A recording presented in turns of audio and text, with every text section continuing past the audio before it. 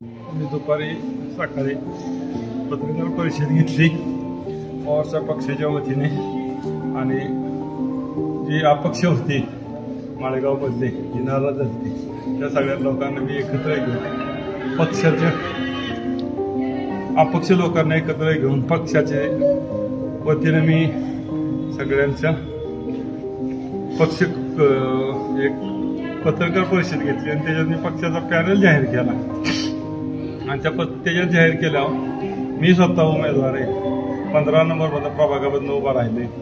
माझा भाऊ सरपंच होता त्या प्रभागात निवडून आला चुलता होता आणि ही पाठीमागं बी असंच माझ्यावरती हल्ला झालता पाळत ठेवून.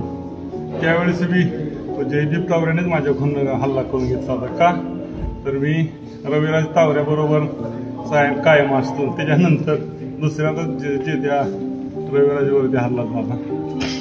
आता हल्ला कोणी केला झाला तर मी माझा घरी निघालो होतो. पत्रकार तांबे होते ते दुसरे ते बहात्तुपे होते त्यांच्याशी मी बोललो ग्रामपंचायत समोर आणि घरी निघालो एकटाच होतो.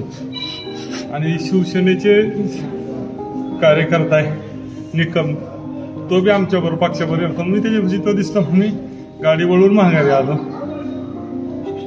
30 जण आली वळून. तो जयदीप तारेचा मी होणार मामाची पोर आहेत आणि एक त्याच्याबरोबर तिसरा तो सोरणकर म्हणून होता. ही 3 जण आली.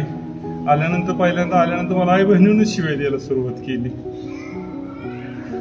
लय पॅनल उभा करतोय काय कसा उभा राहतोय बघतोय. मागच्या वेळेस एकदा वाचला आता कसं वाचतोय तीच बघतो म्हणून सुरुवात केली मारायला. त्यातल्या 1 जणांनी धरलं आणि दुसऱ्या जण मारलं. पण मी त्याच्या प्रतिकारक्रिया केल्यानंतरच मी मला बचावलं. मी जर बचाव नसता केला माणसं बघायला होती पण मला कोणी सोडवायला नाही आलं तिथं. त्यांचं फक्त एकच कसा पॅनल करतो कसा जगतो तीच बघतो. तुम्हाला दोघांनाही सोडणार नाही तुला तर सोडणारच नाही आणि त्याला बी सोडणार नाही म्हणले. कशाने हल्ला केलाय तुमच्या? चाकू होतं त्यांच्या हातात काहीतरी. कुठं लागलंय तुम्हाला? पहिला इथं माझ्या पोटात मारला मी वाचवला आणि त्याच्यानंतर झटापटीत दुसरा माझ्या इथं मारायचा प्रयत्न केला. आता इथं काय मारलं माहित नाही तर इथं तर त्यांनी माझ्या पोटा मारला मग ते मी वाचवला. तक्रार दिली का पोलीस स्टेशन?